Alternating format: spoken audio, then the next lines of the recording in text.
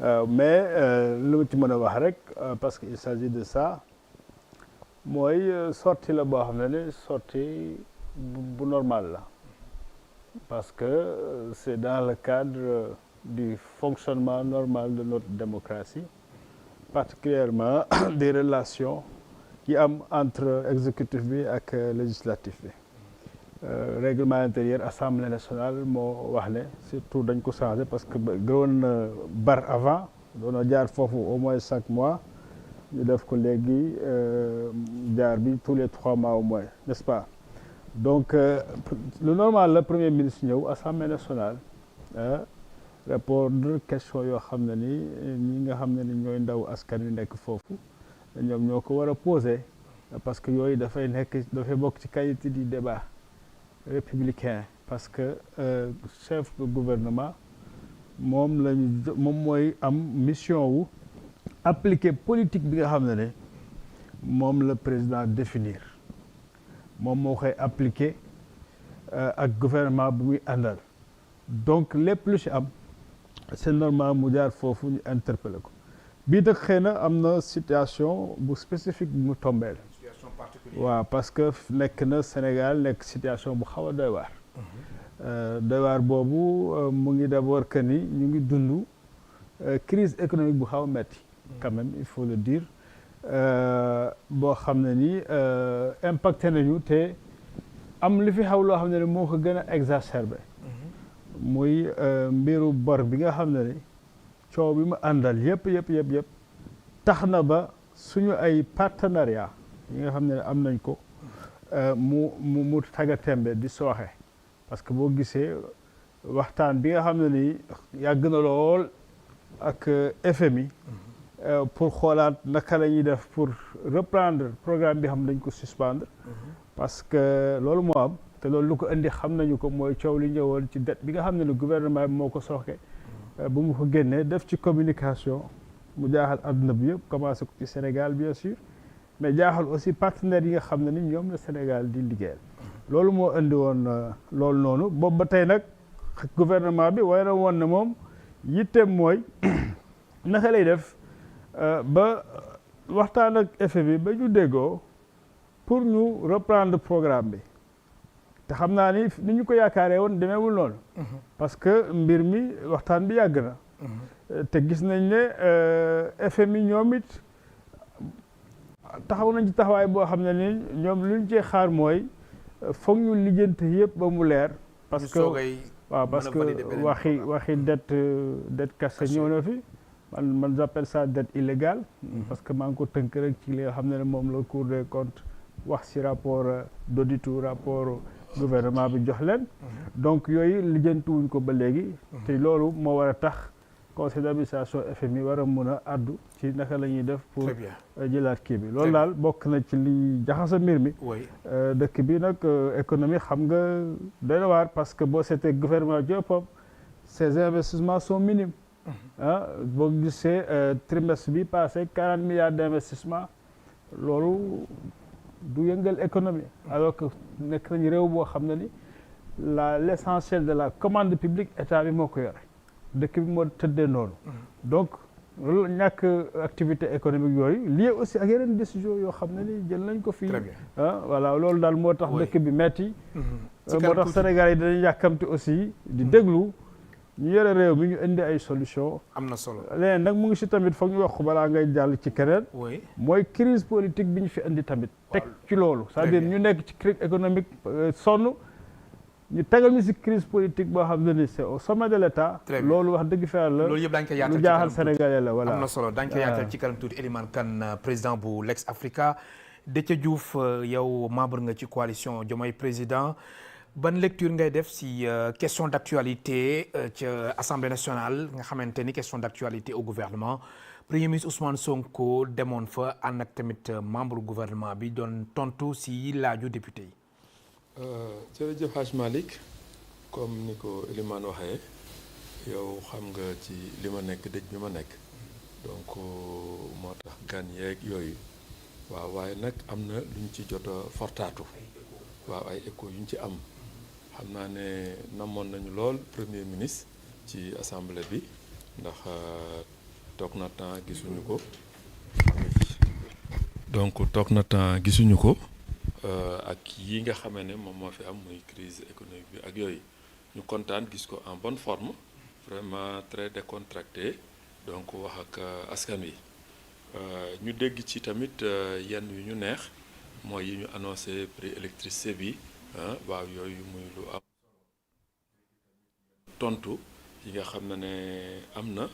moom premier ministre wax dëgg yàlla mu rendre hommage armée bi ci professionnel ba tax lii daal yeneen réew ñu daluñu ndax armée bi wax dëgg yàlla nangul justice li nga xamee ne dëgg-dëgg wax dëgg yàlla neex nañu ci dégg ko mooy justice nañu def seen liggéey nu mu waree voilà sans précipitation donc yooyu yëpp vraiment doon na ay pas yu am solo par rapport ak yi ñu daan dégg ci moom ci ginnaaw alors donc li nga xam ne it mooy jafe-jafe yi am wax dëgg yàlla ci au sommet de l'État bon mel na ni am na jéego voilà def na pas avant waaye tamit pas arrière am na ci waaw pas arrière am na ci ndax bu président Diomaye defee li mu def ci taxawaayam ci Guinée te loolu lu am solo la ñëpp apprécier ko bon moom mu waxee ni mu waxee ne loolu combine la bon day xaw a xajamal taxawaayu Sénégal waaw donc yooyu daal mooy mbir maintenant nag nit ki moom da nga koy nangu li mu mel waaye nag norme état norme gouvernement ni mu demee mooy dañu war a aligné wu ñoom ci benn position pour défendre ensemble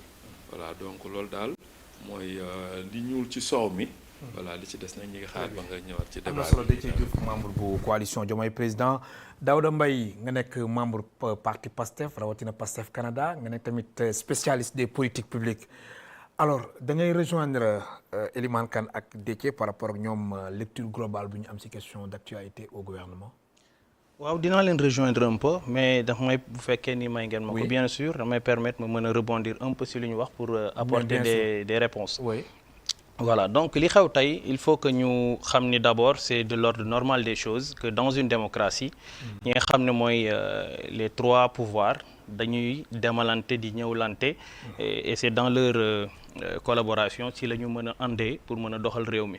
Donc li am tey c'est quelque chose de très normal qui est prévu par le règlement intérieur de l'Assemblée nationale, notamment son article 104 bi muy évoqué ni le Premier ministre et son gouvernement war nañ fa jaar au moins une fois tous les 3 mois. Donc c'était un exercice normal boo xam ne nag aujourd'hui ça s'est passé dans une ambiance vraiment démocratique. ngeen baal ma rek la première chose bi may saluer ak bi may métitlu ma jëkkee sax si bi may métitlu mooy l'absence de l'opposition. Parce que aussi mënuloo nekk tout le temps di tirer sur un parti di tirer sur un gouvernement te buñ la joxee tribune boo war a mën a demee wax ngir mën a wax li la métti wax li leeru ci yow ci réew mi ñu mën la tontu. mais ñoom ñu premier ministre show politique la doon fa. parce que ils oublient. bëgguñu woon tomber ci piège boobu. Le problème mooy dañoo personnifier le gouvernement. C'est pas monsieur Ousmane Sonko qui est le gouvernement. Monsieur Ousmane Sonko c'est le premier ministre. moom mooy diriger gouvernement bi la preuve tey il y avait pas que lui qui avait pris la parole. moo tax ñu ne question d'actualité au gouvernement donc le gouvernement c'est une équipe mais comme li ñuy wax rek parfois dañuy jël yenn tension politique di ko yóbbu ba fi nga xam ne fa la ñu war a taxawalee ndaw réew mi wala ñoom ñooy ndaw réew mi ñoo war a taxaw ci penc ba ngir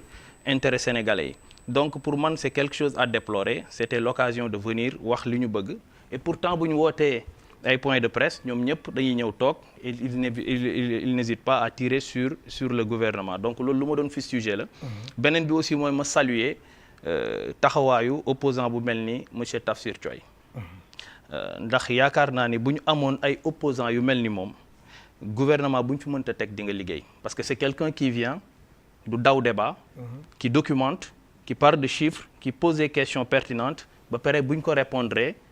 su amee lu ko leeru dafay dem laajtewaat su fekkee ni satisfaire na ko c'est quelqu'un qui applaudit donc c'est ça pour man mooy charme démocratie maintenant nag tey li am je pense que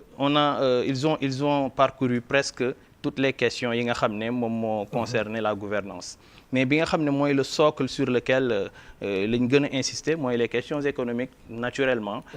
wax ci un peu la dette du Sénégal wax aussi sur le plan de redressement économique et social question wu dette bi nag maa ngi dégg monsieur Kane foofu laa koy tontoo léegi mu ngi naan Leewtoo beeg FMI dafa yàgg et que maanaam discussion yi dafa yàgg ma koy wax ni ko discussion yi en fait yàggul parce que officiellement discussion yi le 5 octobre 2025 la commencé lan moo am nag avant le 5 octobre 2025 boo ma baalee ma def chronologie bi un peu très rapidement oui. Le 25 septembre 2024